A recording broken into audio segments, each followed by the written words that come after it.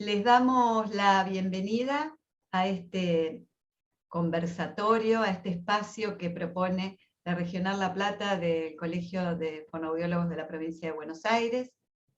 Este conversatorio que intenta acercar miradas, enfoques, propuestas de colegas y de profesionales de otras disciplinas que trabajan en conjunto con nuestro quehacer, con nuestro trabajo.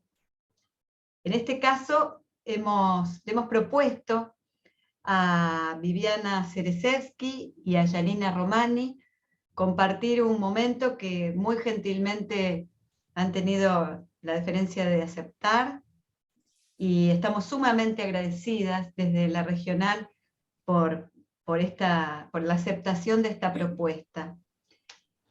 Voy a hacer una breve mención a sus currículum. Les damos la bienvenida. Bienvenida, Janina. Bienvenida, Viviana. Gracias.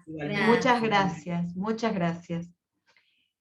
Para que las conozcan un poco más, ya las van a conocer en esta conversación.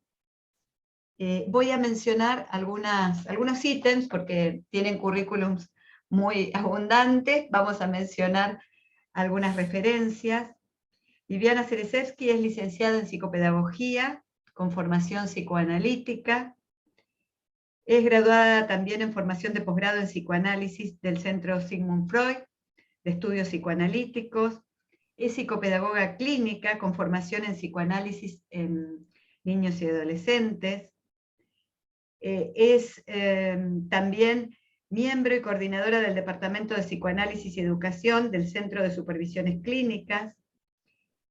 Y Janina, por supuesto que sigue muchísimo más el currículum de Viviana, pero y además está en la página del colegio el detalle de las trayectorias de estas dos queridas profesionales. En el caso de Janina es una colega, es licenciada en fonoaudiología, también es jefa de trabajos prácticos de la asignatura Ciencias Biológicas de la carrera de fonoaudiología de la Universidad Nacional de Rosario. Es profesora de la asignatura Lenguaje y Subjetividad, vicisitudes de la clínica interdisciplinaria, dentro de la diplomatura de estimulación temprana y promoción del desarrollo infantil. Y hay un ítem que me interesa destacar: es miembro fundador e integrante de la comisión directiva de la Asociación Civil Fórum Infancias de Rosario, y es coautora de algunos otros libros, por ejemplo, del libro Fonoaudiología, Intervenciones y Prácticas Posibles, del 2021, junto con otras colegas también de Rosario. Si quieren el detalle de sus trayectorias, los van a poder encontrar en la página del colegio. Quisiera abrir esta conversación, esta charla, este conversatorio,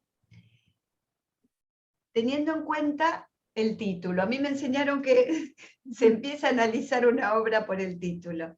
El título que estas dos profesionales han decidido ponerle a esta charla, a esta conversación: desafiando fronteras, cuestionando la naturalización diagnóstica. La verdad es que nos presenta una curiosidad, nos propone una curiosidad muy grande esto de desafiar y de cuestionar, porque no es habitual que estas palabras estén en las reflexiones que solemos tener, y son muy importantes. Es muy importante desafiar, es muy importante cuestionar, para poder revisar nuestras prácticas y para poder ponerlas para poder situarlas y actualizarlas. Así que me gustaría abrir con Viviana, si les parece, si están de acuerdo. A ver, ¿de qué fronteras se trata estas fronteras que les interesa desafiar? ¿Y qué es cuestionar esa naturalización diagnóstica? A ver qué es lo que pasa con ese título. Bueno, gracias Claudia, gracias al Colegio de Fonoaudiólogos por la convocatoria. La verdad que tener la palabra en el Colegio de Fonoaudiólogos es como lo mínimo. y al mismo tiempo una máxima, ¿no? Porque es enaltecer el valor de la palabra, que me parece que es interesante, ¿no? Para entrar en clima y en contexto, a propósito del Colegio de Fonoaudiólogos, del que la verdad es que me siento inmensamente agradecida de haber sido convocada junto a una querida colega que es Yani, a quien también quiero mucho. Bueno, a ver, es un título que invita obviamente al interrogante y también, o sea, la reflexión, y también invita a una toma de posición, digamos, en relación a aquello que la formación universitaria nos tiene acostumbrados a terminar formados. Valga la redundancia, las formaciones universitarias nos convocan a formar parte de un valga la redundancia, por eso repito esto, de un formato. Un formato del que no es fácil desafiar en tanto frontera, ¿sí? Salirse de ese formato y de esa comodidad en la que la formación universitaria muchas veces nos deja. Cuento esto porque, y aquí voy a hablar de mi formación en particular, la formación psicopedagógica, la fonoaudiológica, la contarás vos también, Yani, pero creo que hay mucho de común en este sentido. A mí me enseñaron a diagnosticar. Yo salí de la universidad siendo una gran, yo lo llamo así, una gran testista. O sea, yo me recibí siendo una gran testista. Yo sabía hacer test. ¿Qué hacer con esos test? Era un tema aparte. Había que arreglárselas. Y acá empezaron mis interrogantes, ¿no? Respecto a ¿qué hago con esto que la universidad me dio? Bueno, por supuesto que yo muy atravesada en lo personal, digamos, por diferentes experiencias y hasta mi propio análisis, sin duda a lo largo de mi formación universitaria, que creo que fue lo más importante que a mí me ha marcado, empecé a interrogarme respecto a qué era lo que yo quería una vez recibida. ¿Quién quería ser yo? Más allá de mi título. No solo quién quería ser frente a una sociedad, sino qué era lo que yo quería ser con ese título que a mí me otorgaba la universidad. Y acá empezó todo un gran recorrido que, insisto, tiene que ver con este desafío de las fronteras. Me empecé a formar dentro del psicoanálisis porque me di cuenta que con lo que había salido de la facultad no me resultaba suficiente, no me respondía, no me satisfacía. Lo que yo me necesitaba saber sobre los niños, niñas que yo atendía y con las conflictivas con las que yo me enfrentaba. Entre ellas, la naturalización diagnóstica. Voy a contar una anécdota que siempre la cuento, incluso a quienes superviso la cuento siempre, porque para mí fue un antes y un después, digamos, en el ejercicio de mi profesión.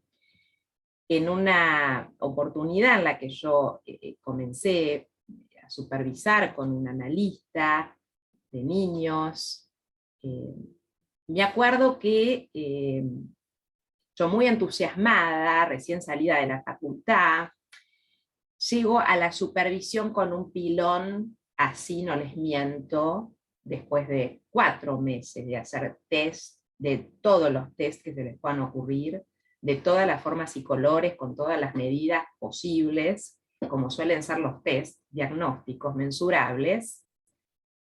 Con esa pilita mía fui a supervisar. Me debe haber los test y sus resultados. Casi terminando la supervisión, faltaban 10 minutos para terminar, mi supervisora me mira y me dice, ¿y ahora qué vas a hacer con esto? Chan, no sé. La verdad, no sabía qué hacer con todo eso.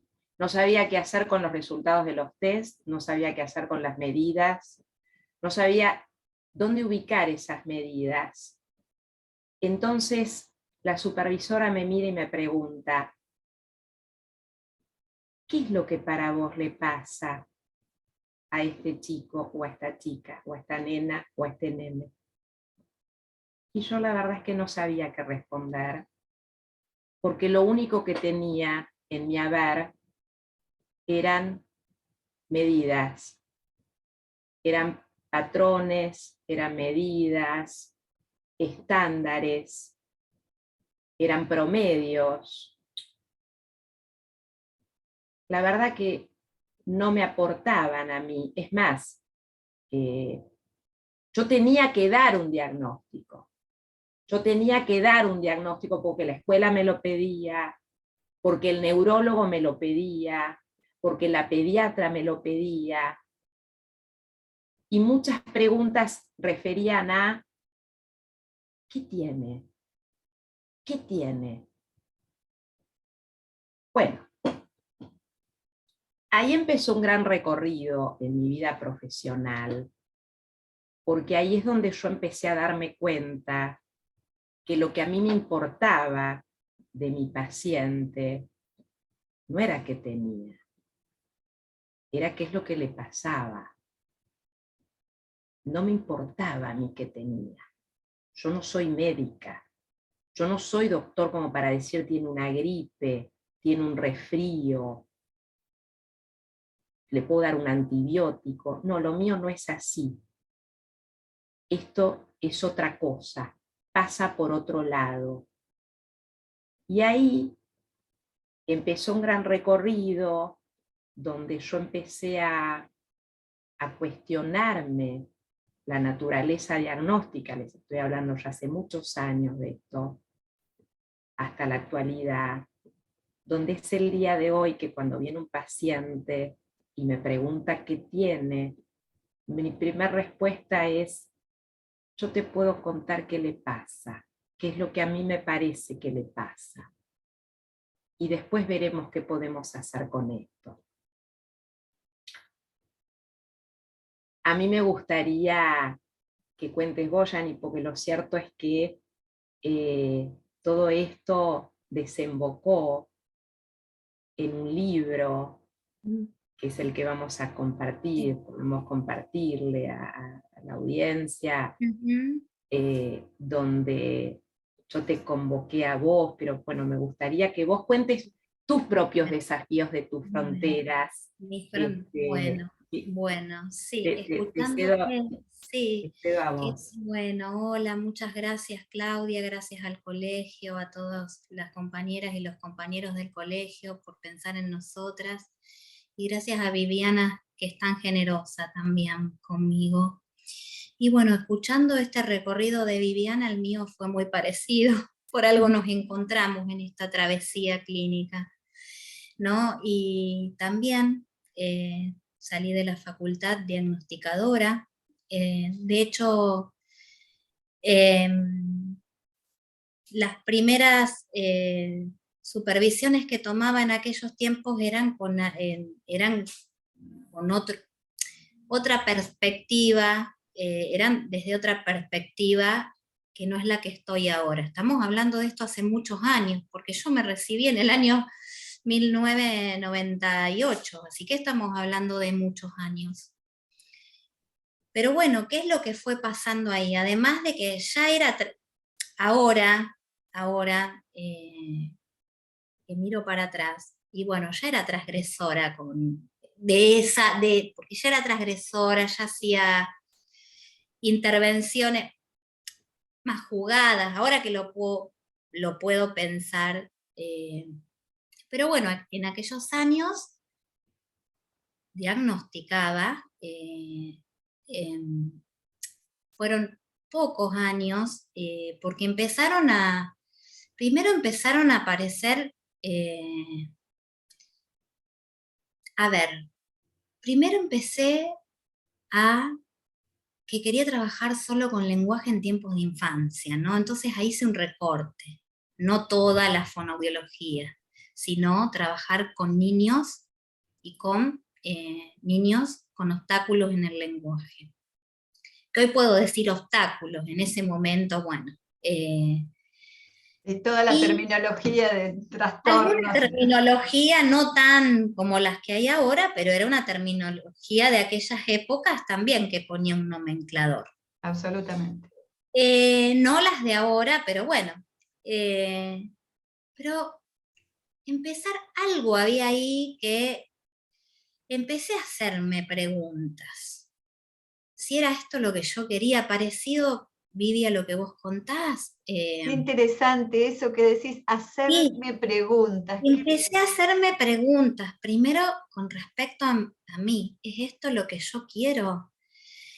Hubo un tiempo que lo ubico de meseta porque no sabía, me ameseté, estaba ahí, seguía viniendo al consultorio, pero amesetado, porque fue el tiempo de la pregunta, ¿qué quiero? Primero yo tomar una posición, después, esto con mi análisis personal, ¿no? Porque ubico que empiezo mi análisis personal y empiezo a hacerme un montón de preguntas. Y a querer buscar respuestas. Y las respuestas en otros lugares, empezaron a aparecer en otros lugares que la fonoaudiología en ese momento no me podía otorgar. Por eso esas respuestas empecé a encontrarlas en lecturas, seminarios, o sea, lecturas del psicoanálisis. Me acerqué a lecturas de la estimulación temprana, de la psicopedagogía inicial, de la psicomotricidad, siempre desde el psicoanálisis. Y esto se lo tomo a Elsita Coriat, que es una maestra para mí, para muchos, que ella dice que un terapeuta, yo voy a decir de lenguaje, ella lo dice en general, conozca algunos conceptos del psicoanálisis para pensarlos, conozca y los utilice para pensar la clínica. Eso a mí no me convierte en psicoanalista, pero yo estoy posicionada yo soy terapeuta del lenguaje. Trabajo me posiciono como terapeuta del lenguaje, pero no puedo pensarla de otra manera si no es tomando conceptos del psicoanálisis. Y bueno, y esto me encuentra con Viviana, me encuentra tomando una posición, porque acá no hay tibios, acá tenemos que tomar una posición, no da igual, y voy a contar anécdotas. Hace unos años me encontré en un curso con una colega, entonces le digo, mira, no sabía que vos estás en un curso que había un psicoanalista, vino de Buenos Aires, vino a Rosario. Entonces le digo, no sé, qué lindo encontrarte, no sabía que vos, qué lindo encontrarnos en este posicionamiento. A lo cual me dice, yo tomo de acá y tomo de allá, un poquito de acá, un poquito de allá. Y bueno, para mí no da igual de qué lado te posicionas. Y menos un poquito de acá y un poquito de allá. No, en todo tenemos que buscar una posición. Y bueno, mi posición hoy es desde esta perspectiva de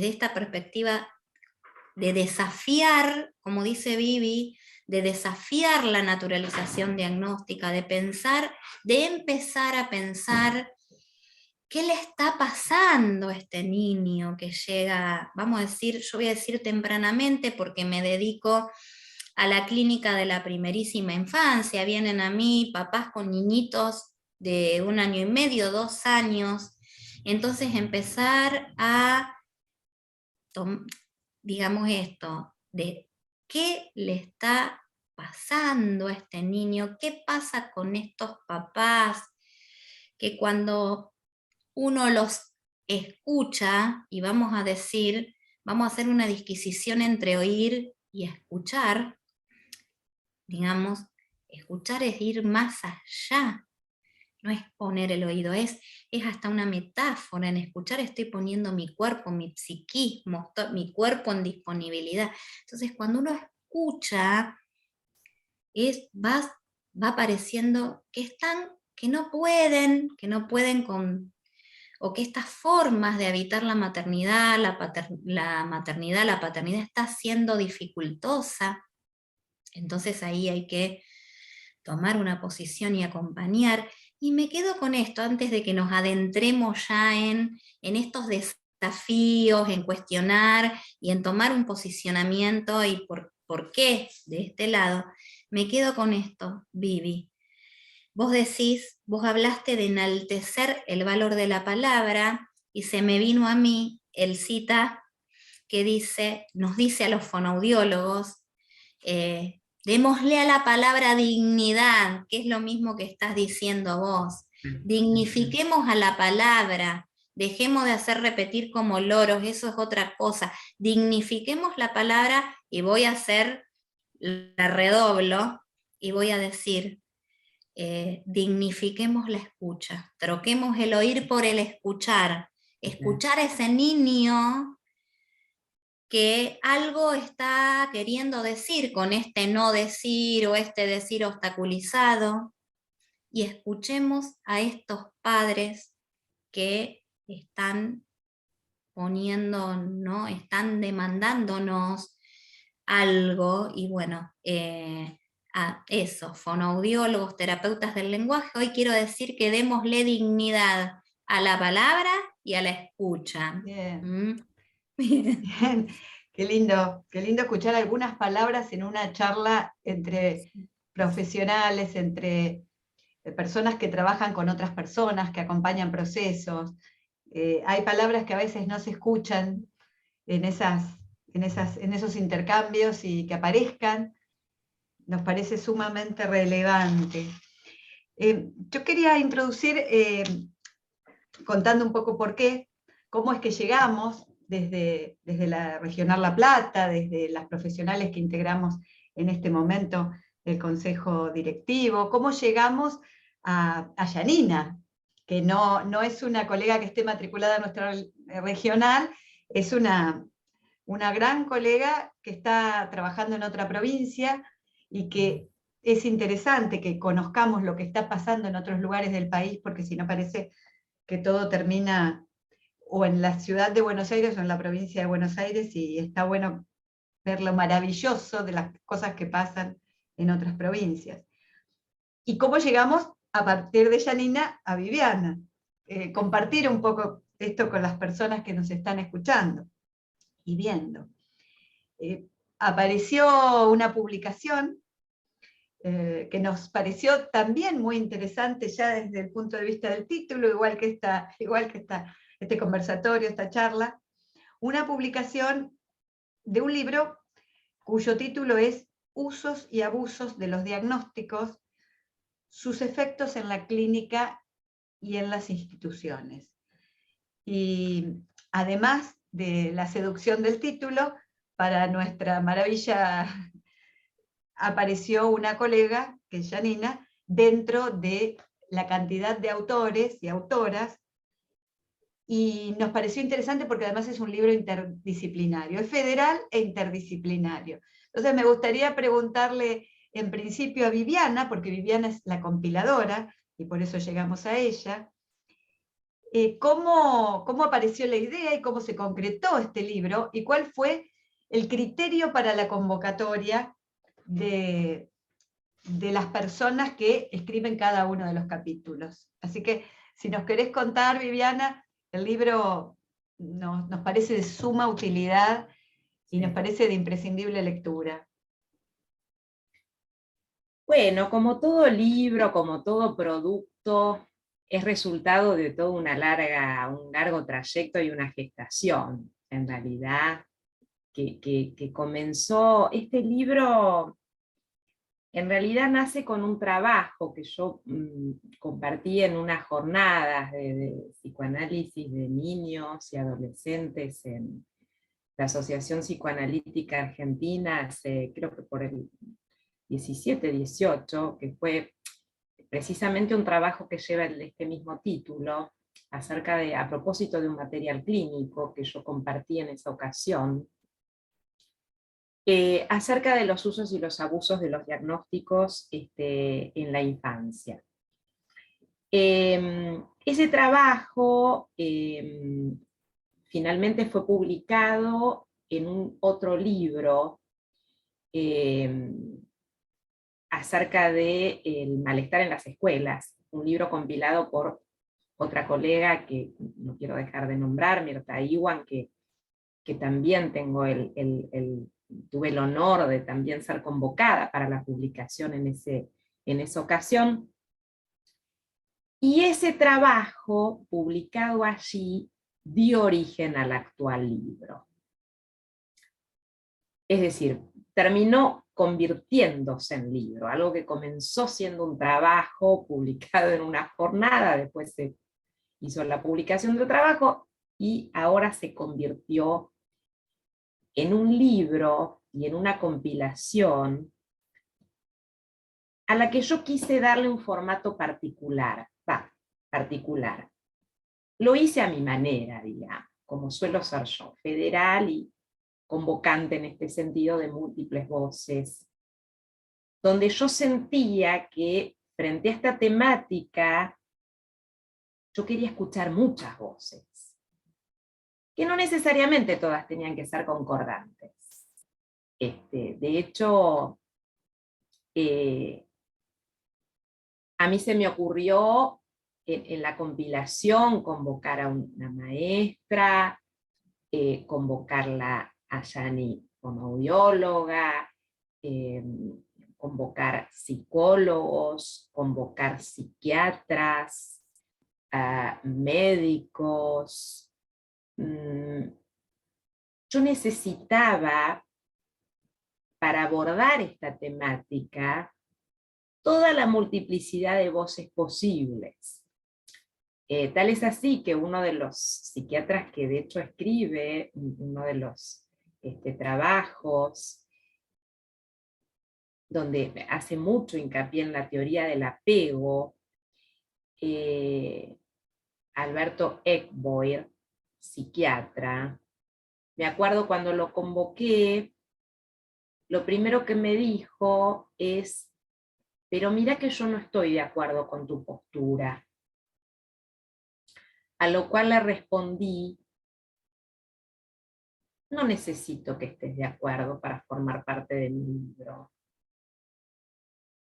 Y eso me resultaba más interesante todavía. Y se ve que a él también, porque el desafío hizo que la publicación y su trabajo sea excelente. O sea, realmente he hecho un trabajo tremendo recorrido donde también discute, y a mí me viene bien que pongamos en discusión, que es un poco la intención del libro, poner en discusión esta temática. Me parece que los profesionales de la salud mental tenemos que hacer una profunda revisión. Yo lo cuento un poco en la introducción del libro y en la contratapa, que hablar de diagnósticos, de sus usos, precisamente me parece que es casi fundamental para quienes trabajamos con la salud mental para no caer en los abusos. Y bueno, entre la convocatoria, por supuesto que estuvo Yani presente, porque a mí me parecía que la fonoaudiología es otra de las especialidades que han caído presas también lo digo bien y lo ratifico, han caído presas del abuso diagnóstico. Entonces yo dije, Yani tiene que escribir acá, tiene que tener su palabra, tiene que expresar su posición sobre esto para que llegue a mucha, mucha, mucha gente. Que circule por el mundo esta posición. Así que bueno, te doy la palabra, Yani, porque Bueno, bueno, gracias. Bueno, como bueno, me agarro del recorrido que vengo haciendo y que yo creo que gracias porque, digamos, como en el libro pongo la voz de muchas y muchos que pensamos de esta manera, de esta otra clínica, que no es la de la clasificación, es la clínica del nombre propio. Y además, no da igual desde dónde nos posicionamos, y además quería decir, ¿por qué es importante llegar al resto de colegas? Porque en esta clínica temprana, vamos a decir, que es la que me posiciono, pongo en acto, generalmente somos las recibidoras de la demanda. Viene a fonoaudiología. Los papás con un niñito de 1 año y medio, 2 años, o es lo que me pasa a mí, lo que veo, llegan primero al fonoaudiólogo, terapeuta del lenguaje, como nos querramos nominar, y acá se decide el devenir de un niño.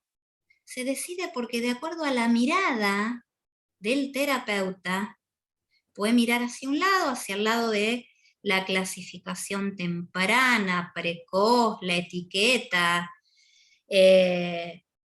los tratamientos múltiples de orden reeducativo, la tramitación de un certificado de discapacidad, que ya, digamos, se define, digamos, no se puede salir porque termina esto que decís vos, Viviana, el niñito en pleno proceso de constitución de su subjetividad, de armado del cuerpo, de construcción del lenguaje, cuando se dice tempranamente, es esto, tiene esto, y los padres empiezan a mirarlo y a tratarlo, donde dejan de ahijarlo para ser el padre del TEL, del TGD, del espectro autista, termina viniendo eso. Entonces me acuerdo de tus palabras, Vivi, soy lo que dicen que tengo. Termina deviniendo, se da esa profecía autocumplida.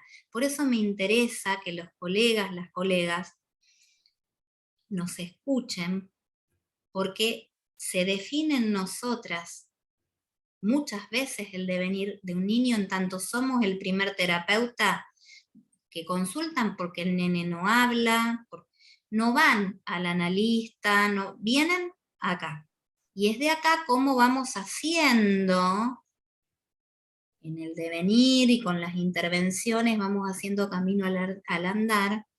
Bueno, yo propongo esta otra mirada, la de entender que lo que está pasando es un sufrimiento, que hacerme pregunta ahí, entender que el lenguaje, si bien es necesario, hablamos de un cuerpo real, es necesario un cerebro indemne, un oído, una boca, pero con eso solo no basta para que un niño advenga al lenguaje, se posicione como sujeto del lenguaje. Esto se da en relación con otro, o sea, desde el diálogo, desde otro que le hable, que lo escuche, que le instale una espera también, que le demande, que instale una espera para poner al niño en el lugar de tener algo que decir.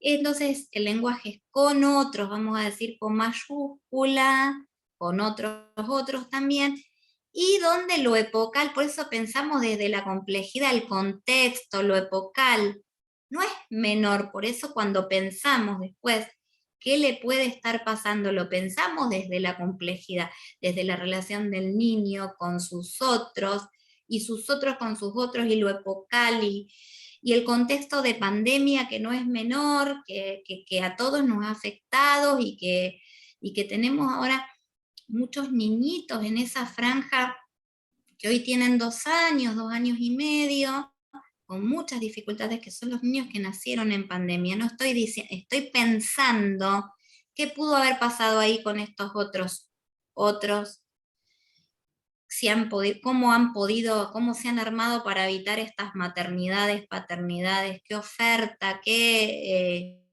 le han dado a este niño. Muchos niños que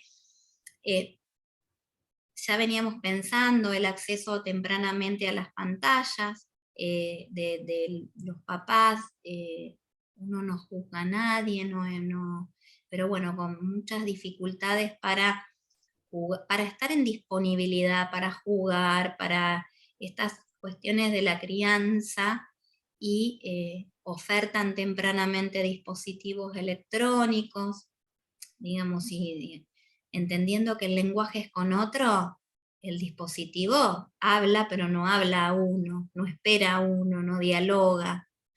Entonces, bueno, y esto en pandemia se ha acrecentado, bueno, por eso siempre, nunca es cerrado, vamos escribiendo, reescribiendo, vamos haciendo hipótesis, y el trabajo desde esta posición es no solo con el niño, sino con los padres. Yo hoy vengo a decir que más que nunca el trabajo va por el lado de los padres, con los padres, más allá de si entran o no entran a la sesión con el niño, porque de acuerdo, hay veces que que no pueden entrar solitos, hay que armar la separación, otras veces es necesario que estén para que se espejen, tomen cuestiones nuestras los papás para que puedan después ofrecer eso que no pueden, a veces no pueden y necesitan espejarse en el terapeuta, en cómo le hablamos, cómo lo convocamos, cómo lo jugamos. Entonces los papás somos ese espejo ahí para que puedan tomar y después ser ellos que hablen. Pues entonces tenemos papás que es importante que estén adentro, otros que esta separación no se ha dado y hay que armar la separación para que el niño pueda entrar solito, y en otros casos, yo digo, es necesario afuera hacer esto de adentro el niño, afuera, terapeuta que hace un corte ahí, bueno, pues eso siempre es desde la singularidad, no hay manera de... Hay cuestiones universales que podemos saber, pero es siempre desde esta posición, es en lo singular, en esta trama que se va, en esta escena, ¿no? Vos sabés, Yami, que yo te escucho con esto que estás trayendo, y pensaba, cuando vos mencionaste la idea de la reeducación, y pensaba en la idea del trastorno, ¿no? O sea, va todo de la mano, ¿no? Porque esta es una sociedad. Me parece que es interesante entender qué significa el término trastorno. Vos sabés que el término trastorno viene de trastornar, de algo que se sale de su eje, de algo que se torna fuera de su eje, se sale de un eje esperable donde debería estar, se trastorna, se cambia su eje, digamos. Y esta es una sociedad, hablando de la reeducación, de la que vos contás, psicopedagogía, fonoaudiología, como muchas otras disciplinas, conformes a una sociedad que tiende a la normalización, es decir, a formar parte de un eje donde quien sale de ese eje es visto como trastornado.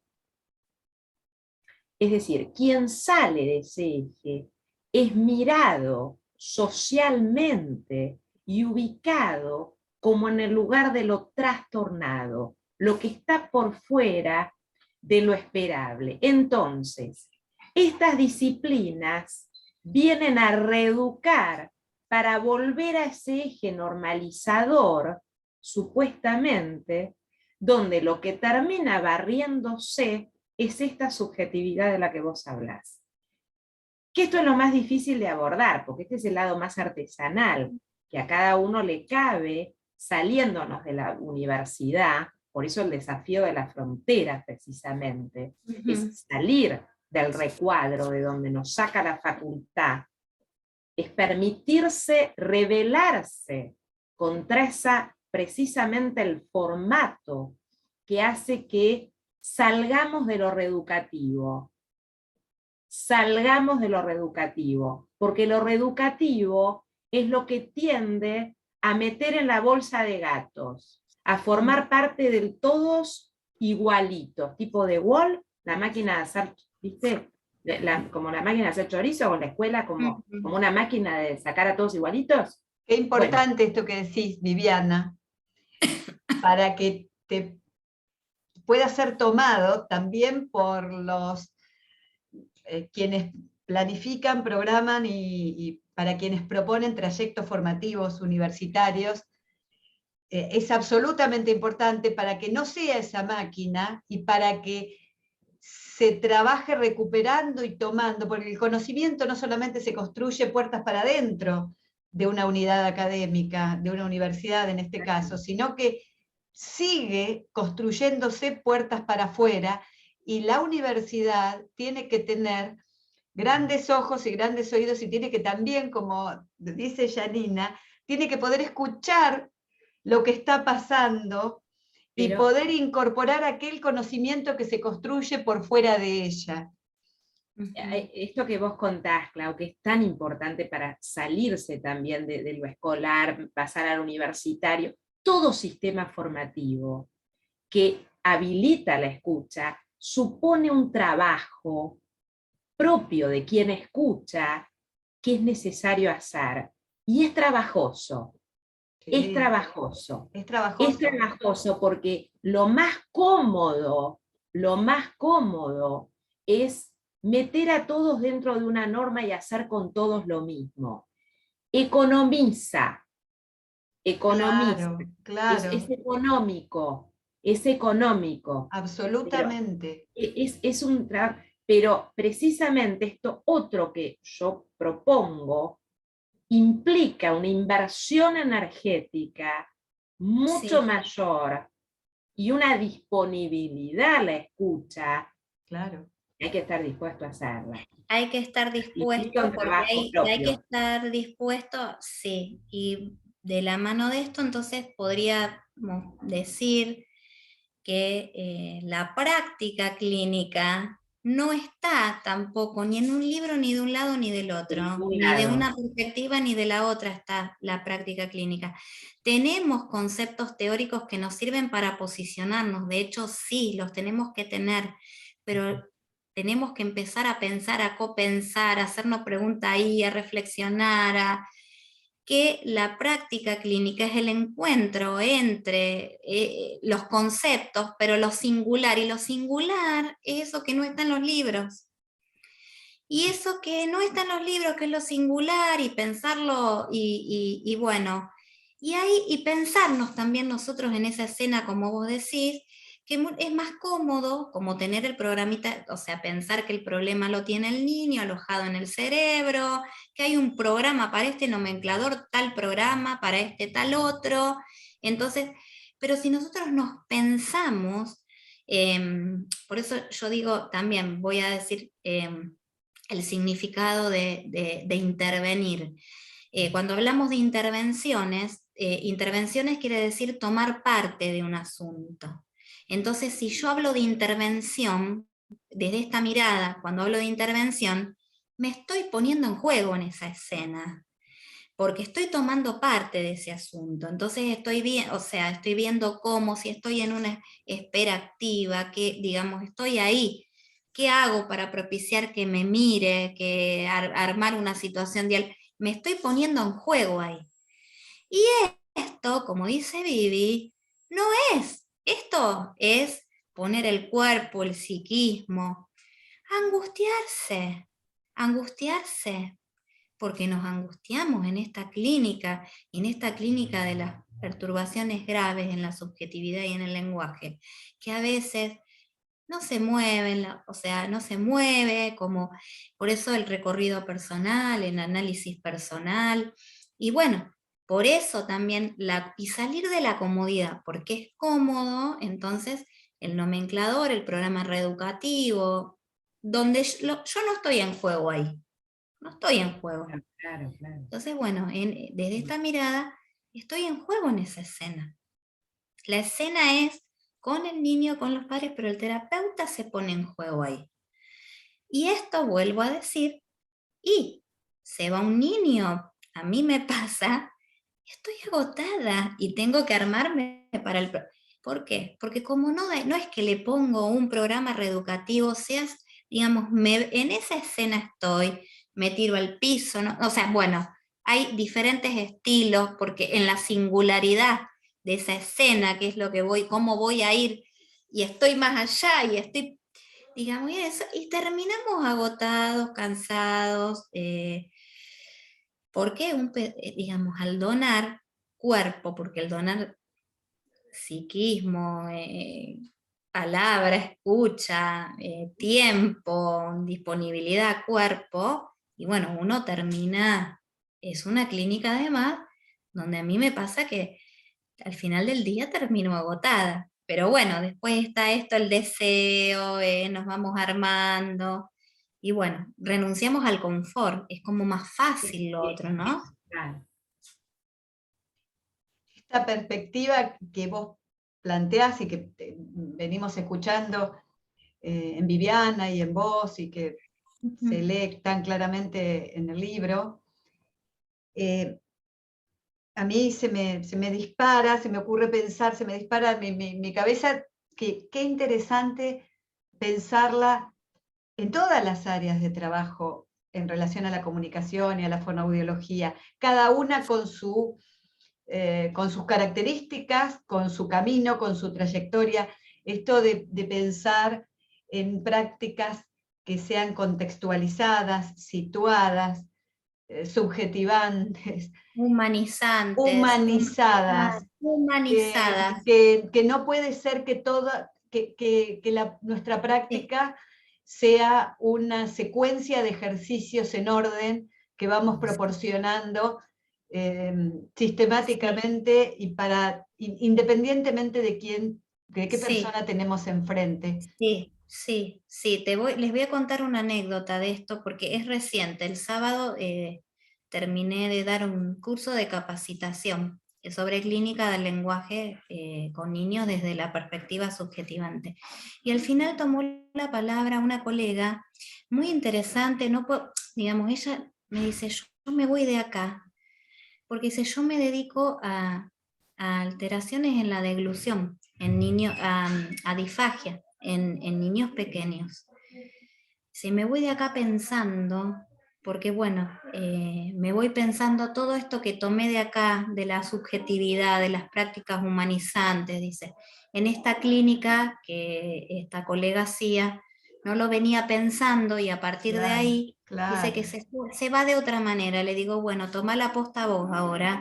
En esta clínica no voy, yo no hago lenguaje, pero lo que quiero decir es, hasta sirvió para que una colega se replantee sobre su práctica, sobre una práctica humanizante, sobre cuando en estos casos digo que están, no me sale la palabra ahora, pero está invasiva, ¿no? Un chiquito digo es una práctica, vamos a decir, que podría, invasiva, estoy hablando pero hasta de oído, ¿eh? No, pero Quiero ser muy es respetuosa, así. quiero Es ser así, respetuosa, pero me dice, yo ahora me voy, ahora distinta, entonces le devolví, empoderate, toma ahora vos, para empezar a contar esto también, y empecemos a tomar en otros las postas, ¿no? De esto, empoderarnos y tomar sobre estas prácticas humanizantes. Es absolutamente necesario empezar a revisar ciertas perspectivas y ciertas prácticas que en esa homogeneización incluyen a las personas en un conjunto que no reconoce las singularidades y que son, por supuesto, mucho más seguras y mucho más cómodas. Siempre es más fácil que te digan hacer paso 1, 2, 3, 4, y son más rápidas de tomar, pero de verdad lo que importa es salirse de esa comodidad y empezar a hacer estos trayectos que ustedes proponen. A mí me gustaría que ustedes puedan dejarnos algún cierre algún contacto a quienes les interese contactarlas, dejar algún correo o algo, porque probablemente alguien tenga interés en contactarlas en aquello que han escuchado. Y después me gustaría cerrar con algo que leí de tu capítulo del libro este maravilloso, que me parece que le da el broche a esta conversación tan interesante. Yo lo que diría es que se animen a desafiar fronteras, es que se permitan ir más allá, que no teman, que lo que hay más allá de las fronteras es maravilloso y que es un camino hacia cierta libertad también, ¿no? Como esta libertad de pensamiento, de permitirse salirse, ¿no? De aquello para lo cual nos han formado. Poder ser creativos, permitirse ser creativos, jugársela en todo lo que uno haga, ¿no? A veces, cuando uno sale de la facultad, uno tiene ese temor de decir, ay, esto se puede, esto no se puede, me incumbe, esto no me incumbe. Incumbe siempre que allí hay un encuentro entre dos, consensuado, donde hay un otro que vino a nosotros porque nosotros tenemos algo para darle. Y donde hay un otro, un sujeto, un paciente que está a la espera de esto que nosotros tenemos para entregar. Así que hay que jugársela, hay que jugársela, hay que desafiar, hay que ir más allá, hay que autorizarse a hacerlo. Así que este es mi mejor mensaje. Bueno, yo en sintonía con Vivi también voy a decir que esto, y hablando del juego y de jugársela,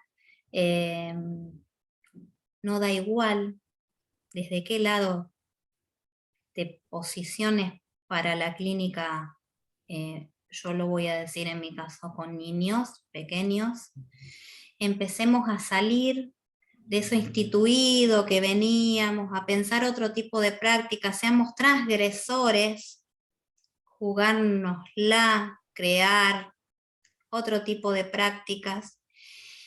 Y hablando de, y bueno, como dice Vivi, nos están buscando a nosotros, que se supone sabemos algo, y también ponernos en este lugar de que, bueno, sabemos algunas cosas de generalidades, pero de ese niño con esos padres en determinado momento, no lo sabemos. También entonces digo esta clínica del nombre propio y del lugar vacío, del terapeuta como lugar vacío para ir, como no lo sabemos, vamos a ir en los encuentros viendo qué pasa, qué le pasa a este niño, qué me pasa a mí, que en esta escena también. Bueno, crear otros modos de abordajes posibles y eso. Bien, ¿querés dejarnos, Viviana, tu correo para quien le interese? Sí, el correo mío es, todo minúscula, las primeras letras de mi nombre, Vivi Sere, Vivi, SZERE, @hotmail.com. Bien, ¿y Yani? El mío es Janina-Romani21 @hotmail.com. Bien. Bueno, lo primero que corresponde hacer es agradecerles por compartir la experiencia,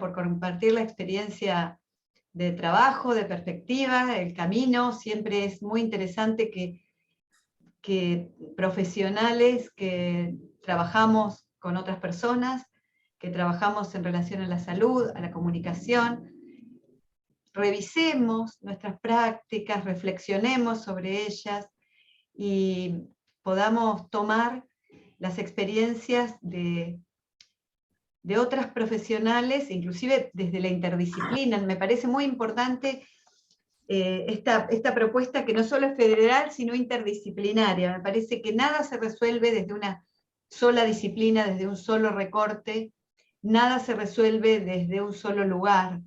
Escuchar las experiencias y poder construir interdisciplinariamente, intersectorialmente y federalmente en este caso es urgente y es necesario. Eso es lo que creo. Muchas gracias. Les agradecemos desde la Regional La Plata este momento generoso de compartir su experiencia. Y quisiera cerrar con la lectura de la última parte de tu capítulo del libro, Usos y abusos de los diagnósticos. Me pareció maravilloso, me parece que es trasladable a cualquier área de ejercicio nuestro. Dice, terapéutica etimológicamente significa cuidar. Coincidiendo con Levin, pienso nuestro quehacer como un cuidar el futuro de ese niño, de esa niña, en tanto sujeto, y no como un rehabilitar funciones falladas. Por lo tanto, propiciemos prácticas respetuosas, alojadoras y cuidadosas de quienes habitan nuestros espacios. Ofrezcamos, como don, intervenciones que se animen a salir de lo esperado y de lo previsible, siempre humanizantes, artesanales y del caso por caso. Muchas gracias. Ay. Muchas gracias. A ustedes. A ustedes, sí. Un placer. Bienvenida siempre a nuestro lugar. Gracias. Bueno, bueno.